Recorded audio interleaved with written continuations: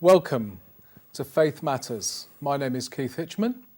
Faith Matters is a programme for Bay TV where we look at current affairs and issues through the prism of faith and belief. This is a special 1 hour programme where we have in the studio today as our guests members of Liverpool's Open Minds group. Welcome. Just introduce yourselves and say a little bit about who you are. Well, my name's Mark and I'm a trainee counsellor. My name's Ed. I'm involved with education of university students in medicine and social work. And I'm Martin and I'm a freelance writer. Okay, and just tell us a little bit about the Open Minds group, how it started, where you meet, how long you've been going. You know, is it a bit like the Illuminati? You know, can anyone join or? Yeah, anyone can join. We meet every 2 weeks at House Cafe on Bold Street in Liverpool, and there's an online group which will tell everybody where, exactly the dates and the times, which is called the It Lad Walker group, which you can find on Facebook. So we meet about 11 a.m. on Wednesdays on Bold Street, and we just talk for a few hours. Open-mindedly about the big issues. Do you have an agenda, or you just? There's no agenda. We tend towards the spiritual explanations rather than the materialistic explanations, but everything's up for grabs and debate. Yeah. Okay, are you spiritual people? Would you describe yourself as? I think we're kind of spiritual seekers, really. I mean, I class myself as a spiritual seeker, like Martin said, just like looking at the bigger questions and trying to find some answers openly and honestly, and anything's on the table. There's no sharp intakes of breath as to kind of what people say. Nobody's judged about kind of the conclusions that they come to. I think I would add to that we do like to ground what we say in some kind of practical science, if possible. So you will often get one of us will step in and be devil's advocate if someone's going off on one in terms of spiritual beliefs that maybe are just too far-fetched. Okay, so it's a spiritual group, but also a kind of scientific group as well. Encompasses both angles. And also political, cultural, anything really that's important in people's lives. But originally we did come together to look at sort of strange anomalies around consciousness. The question, is there life after death? Is there any evidence of things like reincarnation or telepathy? And just trying to piece together a philosophy of that would sort of bring meaning to mysterious areas of life. And I think that generally people come with questions that they haven't been able to talk about or share with other people, and suddenly you can, because everyone gets a fair hearing, really. And a lot of people used to come with sort of strange experiences that they found it difficult to talk about. Precognitions, strange dreams, and things like that. So I think that was all the original kind of stuff, but now it's sort of evolved into political stuff and but in a very open-minded way and very vibrant way, I think. It's probably fair to say that we all found some common interest through a particular book that a friend of ours wrote some years ago, and that book was actually called Is There Life After Death? And who was that? Who wrote that? That's Anthony Peake, right. And people can find him on the internet as well. Quite you buy easily. That on Amazon or? Absolutely. Yeah. I think he's done about 6 or 7, 8 books now. Yeah, he actually started a discussion group. I think it was to kind of get people to discuss some of the ideas in his book, and I just think it's kind of progressed from there. There are people who come now who have never read the book but just want to talk about stuff. Okay. To my first kind of question to you, this programme we've called Faith Matters, but my question is, does faith really matter in today's world, or has matter, if you like, trounced faith in the sense that scientific discoveries and advancements and progress have they made faith redundant? I think our philosopher should take that question first. Pass the buck, yeah. Martin. Well, what do we mean by faith? We mean organised religion. Is that what we mean by faith? No, I think the two things are distinct.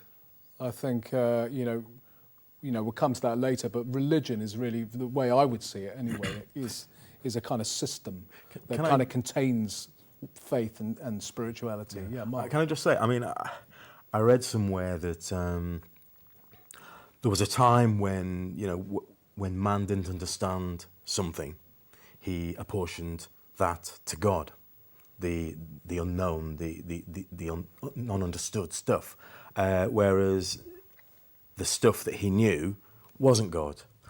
Basically, as time has progressed, science has explained more and more and more, and as a result of that, God's got smaller and smaller and smaller because there's been less things that he didn't understand. And I think that's probably one of the reasons why, kind of faith has started to matter less. So really, you're kind of talking about a Judeo-Christian kind of God there, Yeah. the kind of classical monotheistic idea of God. You refer to that God as He, and Yes. that may well have been shrunk, but Yeah, I'm not sure that it is a monotheistic sort of philosophy that he's talking about. It could be any culture that believes in a greater power, and that could be multiple deisms out there, or one, or something else. But most something of us out come there. from a Christian Most of us in this country, and that's changing. have that in our background. Have that in our background, that there's a single God somewhere that you have a name for that. But yeah, it doesn't have to be a single God. It's just some higher power. And if you go back into distant history, you would probably find that the cultures of the days 2,000, 10,000 years ago would be believing in all kinds of things. And they did, didn't they? I mean, our own ancestors, the Saxons and so on, had lots of different beliefs. So has God, this idea of God, has it shrunk, or has in a sense it got bigger? No, I think it's shrunk, hasn't You it? think it has shrunk? I think it has shrunk. I think that as you say, the advent of the materialistic philosophy that comes along with science, it's almost as if there's now a switch to, we have to not believe anything until all the data is in, okay? So we're perpetually now not prepared to run with anything or build any kind of philosophy, which I don't think is very human, really. I think that we do need a philosophy or a way of living, but I would argue that I personally, I don't want the off-the-peg beliefs of organised religion anymore. But I do think that there is a shrinkage in the culture back to knowing what we know and knowing what we don't know, and so we are, as a culture and as a people, more suspicious of saying, well, this is supernatural, or this is beyond the material, that there must be a physical or a material cause to all these. Is that a good thing or a bad thing, or is it kind of? It's a bit of both, isn't it? Yeah, It's kind of. a bit of both. If we look at the definition of matter a little bit, because I asked you earlier before we started recording, I asked you about whether matter was to do with material things, or was it to do with science, or was it commercialism? Which is it? If I for 1 minute suggest that matter in this argument is about science, what science traditionally tells us, then you could have some people argue that science is merely catching up what the non-scientists have always known, that there is something greater out there that's created all of this, that it is a very spiritual existence that we have. And science has been confounded by many things, trying to prove or disprove the existence of consciousness. And you get 100 years ago, not many people had heard of quantum physics. Yeah. But now it's like all the rage. Yeah. And it's really, to me, as an amateur in these things, it's kind of an excuse used by scientists to say, well, quantum answers all the unanswerable things. And gradually you come up with something where they can show, by using traditional science, the existence or the non-existence of something that was a mystery before. And so the spiritualists among the people of the world will argue that they're just simply catching up. And one day, science will catch up with everything that people all thought were mumbo-jumbo. So I'm not saying that that's necessarily my belief, But can I just jump yeah, in? But, yeah. but that's in certain broad issues of the spiritual. I think in other matters of religion, there's certainly things now, I think, that a lot of people who are more materialistically minded or more modern just will completely reject outright. But the central kernels of religion, that maybe that we have souls and that they go on, or that there is a creator, or that there is more in heaven and earth, then science could potentially catch up with those elements, I think. Okay, and what are we going to replace this with, do you think? Replace religion, what the role that religion has given.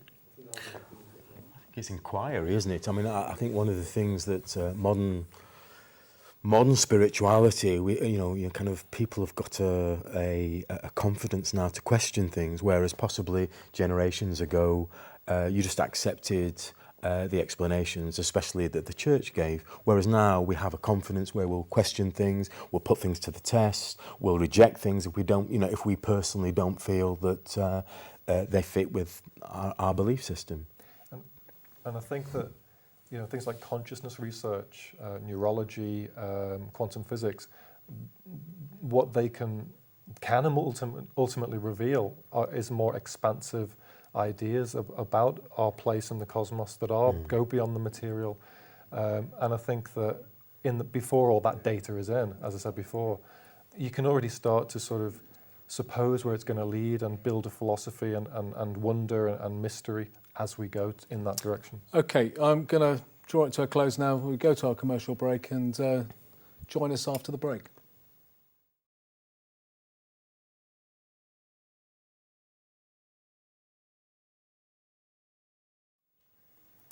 Welcome back to Faith Matters and to our guests from the Open Minds group. When we were talking in the previous part, I was speaking about faith and religion, which I see as distinct things. Faith is something, it's about trust and about believing in something that you can't see, putting your trust in something, which is ostensibly good. And religion is a system within which that becomes contained. And at its best, I suppose, faith and religion, so that kind of belief in something better, in a God, if you like, and religious systems at their best have kind of promoted human values such as love and hope and forgiveness, which we need. And if God is shrinking, and if kind of religion is on the way out, where do we get our values from, and how do we sustain them? I think we could start by going back several thousand years and say, where did we get our values from then, before any established religion was in place? There was, as I said before the break, we probably had a multi-theism sort of culture if you go back many thousands of years. But there was no really established religion of the masses. But they had values. And those values, I think, were based on humans respecting other humans, bringing up families, having children, and showing just some sort of kindness and caring attitude towards your fellow man. So I don't think there's a lack of principles and values, or a benefit of principles and values simply because there is or isn't any religion, any established religion. So the shrinking of, let's say, religion, if that's part of what we're talking about, I don't think is a real problem. It might even be, some would argue, a benefit. Faith, I think, exists independently. We all have something we believe in. And well, we say, don't we, keep the faith is a absolutely. Kind of, I don't know if that's an Irish friend say that to me. I don't know if it's an Irish expression. But do they mean stay in a particular religious denomination? They don't mean that. They don't mean that. No. They mean just stay positive and believe. But it suggests it's an effort, Yeah. it? And that it's worth having, and that it's an effort. Keep the faith. Don't lose faith, because then, you potentially get negative about life, and I see faith as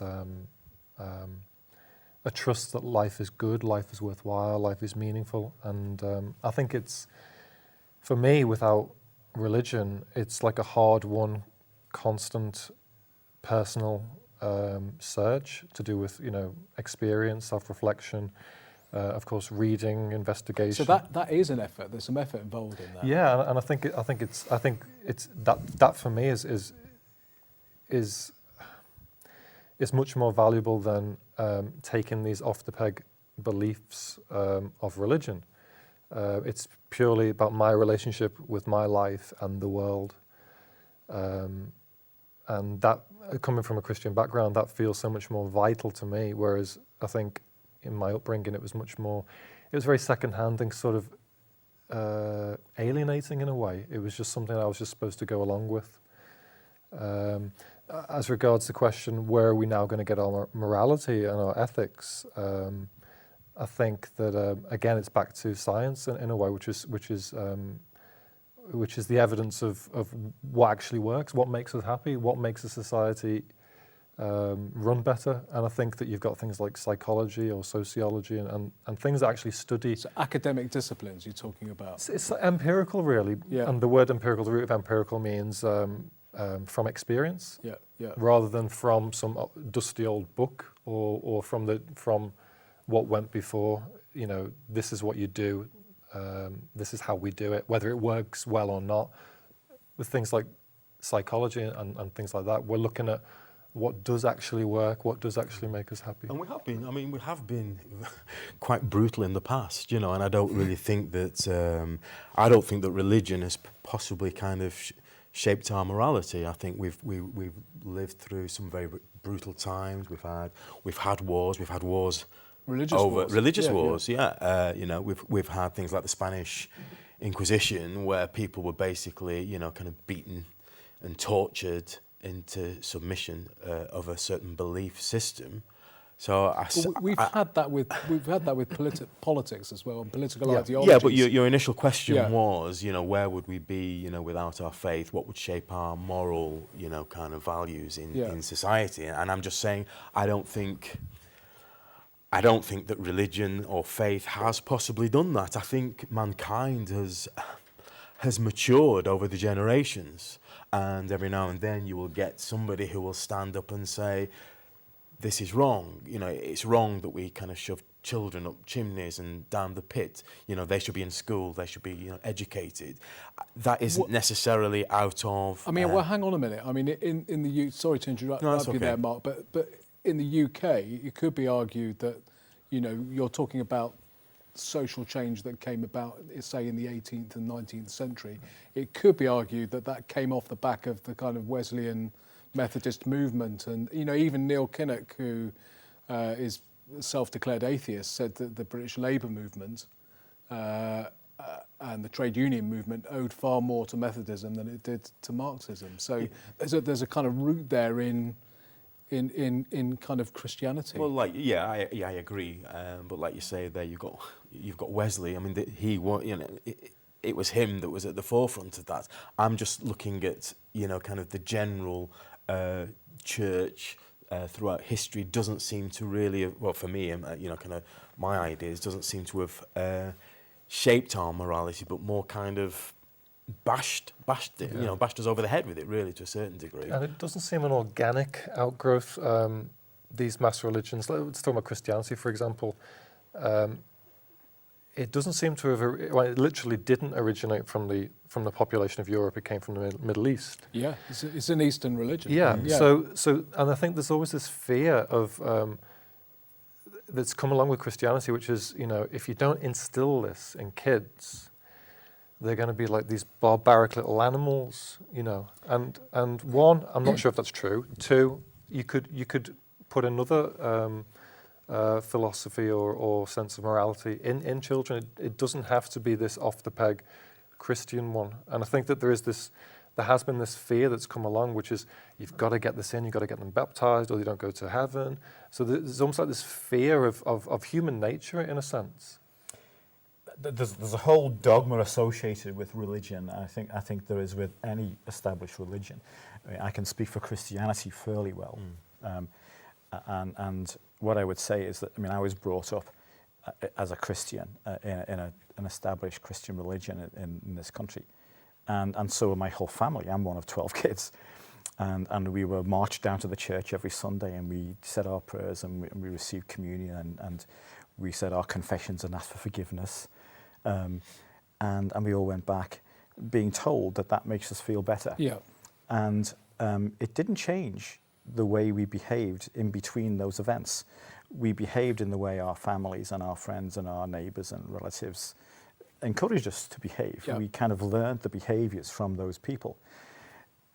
I can see how people's values can be shaped by what you learn about Christianity or religion. I can see that. I can see how some people go to an extreme where they would see only those values, and they wouldn't have any of their own that they would draw from normal life. I think that's a bad thing. I think that we should all be able to think about our values and ground them in things that are not to do with something that has been created many thousands of years ago in a very different culture from our own, and then just continue to have a mantra around those things. I would, as a clergy person myself, it may surprise you to hear me say that I agree with a lot of what you've said. And I think, I'd be interested to know what your take on this is. I think there's a distinction between what I would call the way of Jesus, the way of the person of Jesus, and the way that you can see distilled in the Gospels, in the four Gospels in particular, the way of Jesus, and in the history of many of the people who followed Jesus and the way of Jesus. There's a distinction there between that and this institutional religion that has grown up and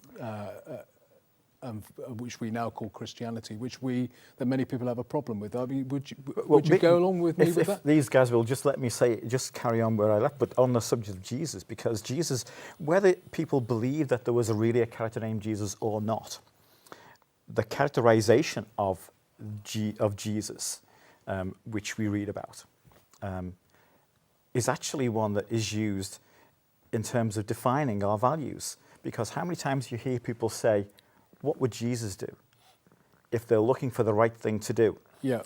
They have it on their wrists, actually. They don't say, what would our religious leader say or do? In the case of Catholics, the Pope or the Archbishop of Canterbury. They don't say, what would they do? They say, what would Jesus do? But if you look at Jesus, the context of which, when he was alive, for me, you've got a guy there that seems to be kind of moving against the mainstream religion. Or the mainstream. He was a figure on the edge. Yeah, of course he was. Yeah, they put him to death. Yeah, they did. Yeah, and you kind of you had an established, I won't say church, but you had an established religious format, and he seemed to do everything, that went against that. A lot of people who, in the end, had him put to death. But what you see is, kind of the idea was he died on the cross, and the Holy of Holies was I'm going to have to. I know you're in full flow, but we're coming to the end of this part, and we're back after the break.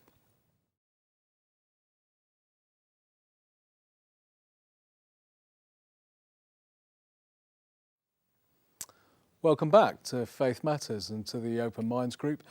Before the break, Mark, we were talking about Jesus. Just recap what we were saying about. What were you saying about Jesus? I was just basically saying that he seemed to constantly be moving against the established religion of his day. By preaching on the Sabbath and stuff like that, and associating with tax collectors and sinners. Yeah. And like us. Yeah. And I just think that kind of when he died on the cross, you had the Holy of Holies was rent in two. Now, I wouldn't class myself as a Christian now, but back in the day when I did go to church, that was the invitation for all to enter into, the Holy of Holies. But I feel that over, kind of the decades, well, not over the centuries, that Holy of Holies has been stitched back up again, and we've got the church as it is today, and you've still got to go via the priest or The intermediary. Yeah. And I feel that Jesus was trying to create something totally revolutionary.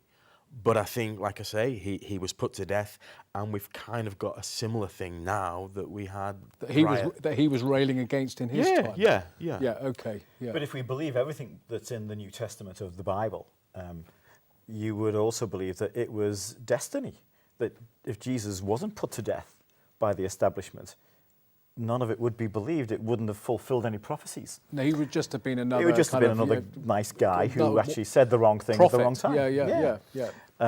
So you then sort of think to yourself, was it all planned? Was it predestined? And if it wasn't, then why did it all happen? And what's the Bible all about anyway? So it's very confusing. It's very confusing. Again, I go back to the point I made before the break, which is that people often, Christians particularly, I think, would often use the comparison with Jesus to decide how they should act in a certain dilemma when they have a challenging question to deal with. What would Jesus do? And it's almost like it's a mythical Jesus. It's like it forces them to reevaluate their own self, their own value, their own principles in life. But you're comparing yourself to somebody who is divine or semi-divine, and is that really helpful? Well, that's right. But you get some people might just choose to use Ronnie Barker. And what would Ronnie Barker do in a case like this? Just someone that they admire. Yeah, the mind boggles. It does. Yeah. It does. But actually, sometimes Ronnie Barker would come up with better ideas than Jesus maybe in this. Am I allowed to say quite that? A claim. It's quite a claim. It's quite a claim. But more seriously, I think people will choose a hero, if you like, someone or some figure to model their own behaviour. Jesus probably is used to model behaviour more than most, whether he was real or not real. Okay, I'm just taking you back to what you were saying about the Bible. Is interesting. What about paradox? I'll just throw that in. Where does, you were talking about, or you were alluding to the sort of perhaps the contradictions that appear in the Bible. What about, do we have to live in a universe where everything is kind of clearly defined and set, or is there a place for paradox? I'd say there's a place for mystery and wonder. I don't know about the value of paradox. I think, what Ed was saying before, that was sounding paradoxical in the tenets of Christianity. For me, growing up in Christianity, they were just confusing, beguiling, alienating. It wasn't something that I could engage with. So I think that the lack of the value of paradox would be that I couldn't engage with it. It was just something that was almost there to bamboozle me and make sure I would go along with the program. It was like, you can't get your head around this. You can't get your head around the Trinity. Now do as you're told. That was the message. But some people need that, don't they? Some people need direction when there's doubt and confusion, and some people thrive on that. I even in my professional life, I've come across really clever, intelligent, scientifically based engineers who need absolute clarity. Yeah. They can't deal with ambiguity. They can't deal with something which is giving them a choice. They need clarity. They need to know what's happening next. And someone defines that for them. And then they work within those parameters. That's like a person that prefers to think linear or think in programs and So I mean, from my perspective, again, as a committed Christian, and not just a kind of cultural Christian, if you like, is that I believe I see that my faith, my belief, does have a place for ambiguity, and for paradox. Is that not really just like kind of, you say about paradox, for me, I just wonder if it's like that ambiguity, it's just like kind of knocking a square peg into a round hole. You're just trying to make something fit.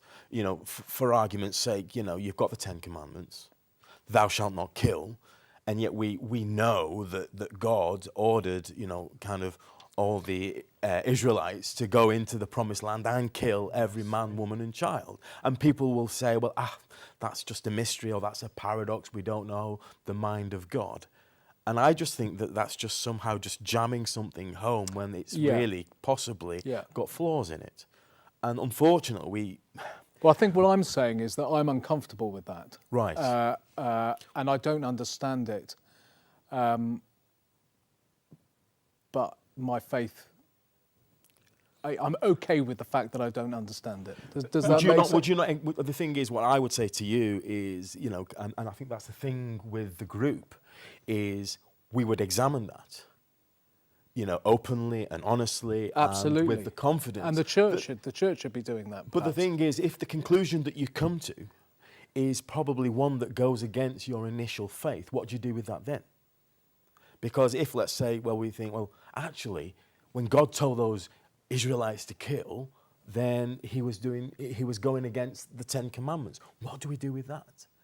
Well, I'd like to believe that this group that we're part of, that's been meeting for how long? 4, 5, 6 years?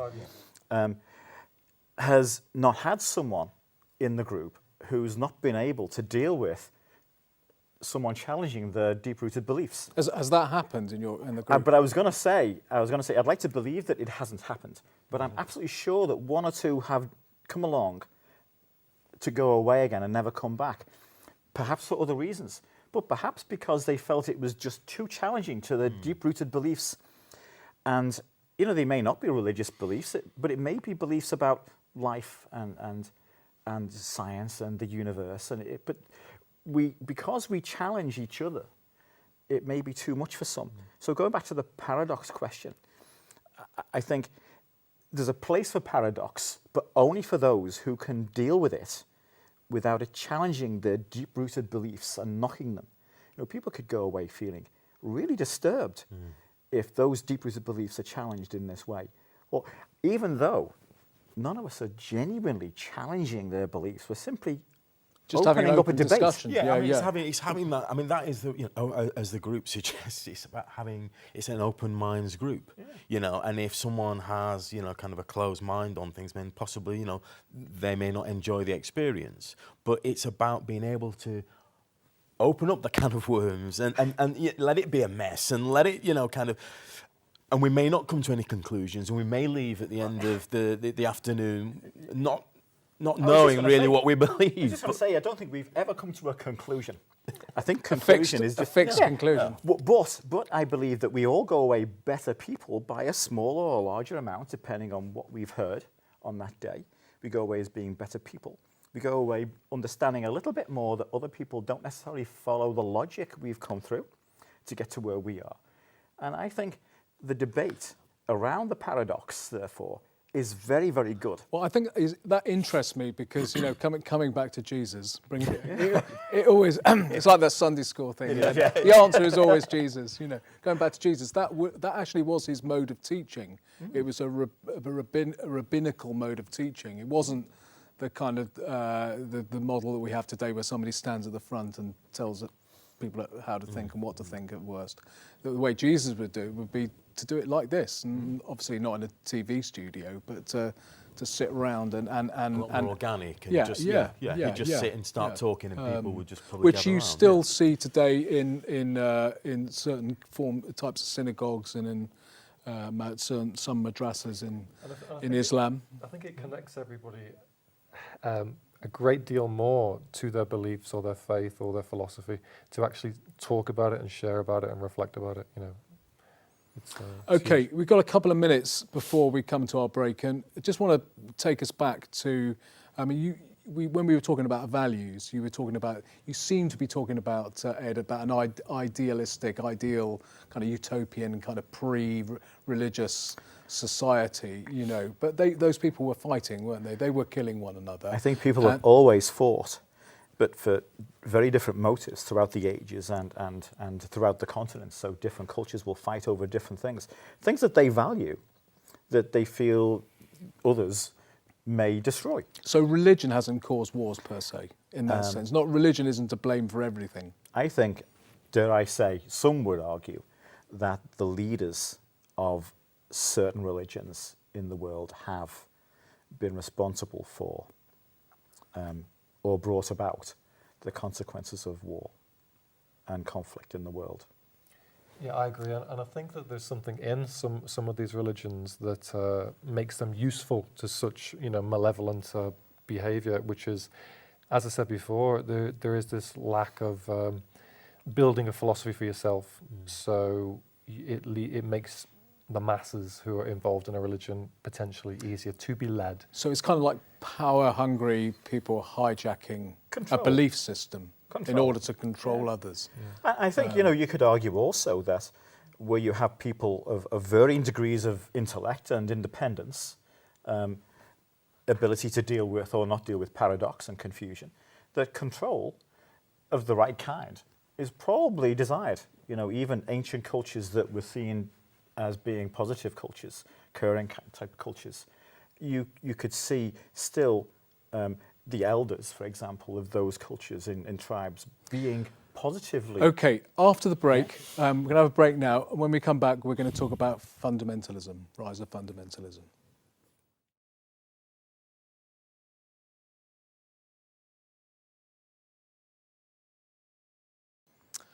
Welcome back to Faith Matters. I was going to say Open Minds then, but because we've got the Open Minds group with us today on Faith Matters, we've been talking about all kinds of issues, and want to kind of bring us now to the subject of the rise of religious fundamentalism.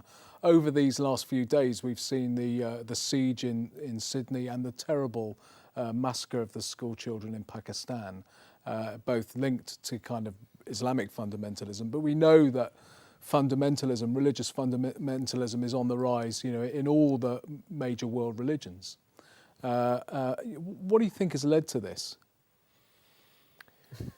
Well, going back to your earlier question about the rise of materialism and science and the decline of importance of religion, and I suppose at least in the West, I think it's.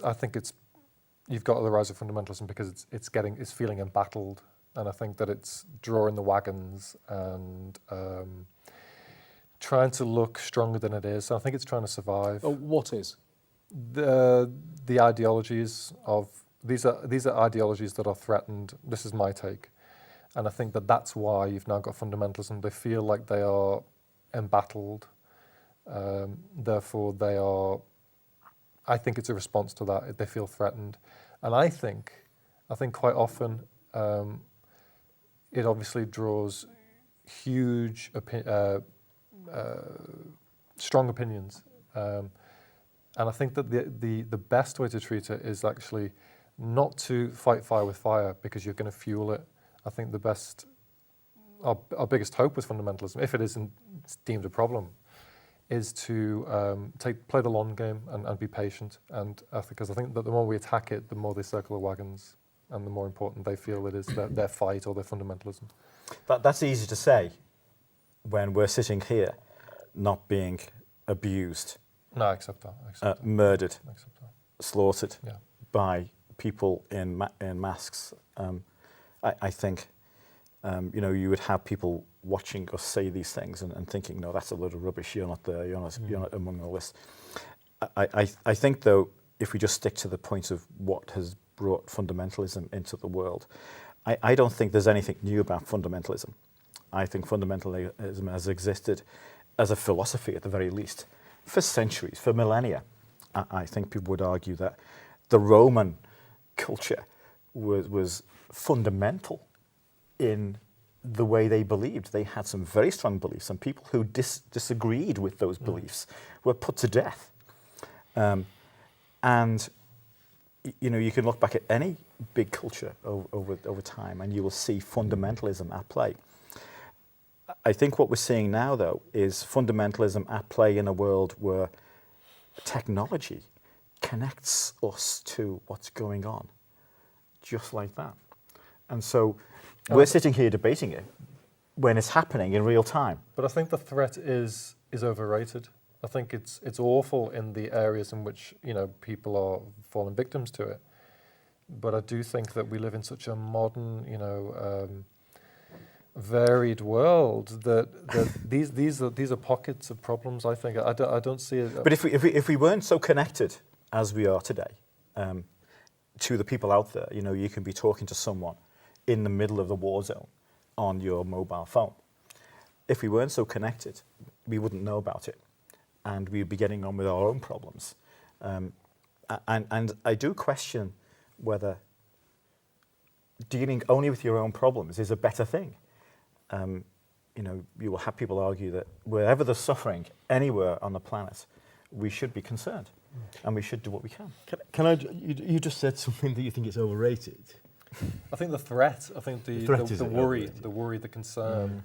Well, I mean, what has to happen? I mean, I think we've had this discussion before. You've got September the 11th. You've got the 7/7 bombings. You know, are you saying that the fear of that happening again? And that is in like kind of Western countries. It's going on a daily basis in Iraq, in Afghanistan, and I actually think we're desensitized to it. We can open up the paper. We can open up the paper and we can see a funeral party. A bomb went off and 78 people were killed. And you're saying that you think that the fear of it is overrated. I think we're becoming desensitized to it, and I think that fear is actually ebbing away. It's only when it happens possibly on our own soil or on countries that we can relate to, like Australia, like the States, that we suddenly start to think, oh my God, what's going on? But the question is, what do we do about it? And I think that in terms of needing to do something about it, I don't see it as urgent as that we have to do something. We have to fight fire with fire. I don't think it's the best way to deal with it, because I think you just get. I think you're pulling the knot tighter, and I think if we try and engage with them and just carry on, either it sounds patronising, but being a good example and living our own lives in a non-fundamental way, as most of the world is, I predict that this problem will eventually die down. But I think that the more we fight it, I think it's just fueling that fire. I mean, some people would say that was very naive. Yeah, I would probably. I think myself. I agree. I think it is. So what should we do then? My view is be patient, play the long game, and don't become militant in opposition of it. That's my view. So how many casualties will you have along the way? So what is to be done then? I don't know. I'm not saying I have an answer, but what I'm saying is, hang on, how many casualties, if we play the long game, that is, how many casualties? How many casualties do we have? There's always been terrorism for a long time. There's always been issues. Yeah. Why, it's been going on. Why is it our issue as British people as well? It's suddenly our issue as individuals because we know about it. When we didn't, it was not our issue. When we didn't know that there were thousands of people being slaughtered across the Middle East 20, 30, 40 years ago by the then regimes. Because we didn't know about that. Yeah, exactly. We didn't do anything. Well, actually, we didn't sit here and debate about it. I think, Ed, it was you who said it earlier that, in the Christian history, we have, periods in Christian history where Christians, you talk about the conflict between the Sunnis and the Shia, where we did exactly the same thing in the years around the Reformation. We've had it recently, and we've had it recently in Northern Ireland on a smaller scale. I don't want to pick my words in the right way, but we evolved out of it. We changed. We grew out of it. We didn't need anybody saving us from this fundamentalism. Interestingly, the solution, let's hope that the solution in Northern Ireland remains a solution, was not born out of violence. It was born out of people on opposite sides saying enough is enough. Saying enough is enough, and believing that. And okay, you will still get pockets of individuals and small groups of individuals who don't like that. But the majority now have said enough is enough, and they've kind of put down their arms and said that's it. So, and in certain cases have become friends, as in indeed, Martin McGuinness and Ian Paisley. I think tentative friends, I think in some cases, but certainly people have not forgotten, but they've forgiven to a degree, the past so that they can all move on together. I think that we have, the fundamentalism we talk about today that was happening in the news in the last couple of days seems to us far more extreme than anything we've experienced, far more outside of our control, far more of something which you can't negotiate. But if you go back to the worst times in Northern Ireland, you would argue that there was no negotiation possible. Yeah. The fundamentalism that was going on was as severe Yeah. as it could be. So what was it that changed that? I would say that, kind of what you talked about at the start of this, kind of what went on in Pakistan yesterday is totally on a different scale. Well, they're saying, that's true, but they're Than what saying went on in Northern Ireland. They're saying that Yeah. that could be the watershed moment. One hopes it is, that in that, particularly in Pakistan, Enough is enough. That may well be the one thing where people say, this is completely beyond the pale, and of course it is. And okay, we're now winding down, coming to the end of our programme. It's been really great having you with us. Just let's just end on a note of hope. What brings hope to the world? Communication, education, learning about one another, learning about other cultures and options, and just learning about what is our potential. I think because I sincerely believe that most people in the world actually want to do the right thing for their families and their friends, that we still have hope that will spread and we'll listen better because of that belief. Great to see you all. Join us on Faith Matters next week. Thank you. Thank you.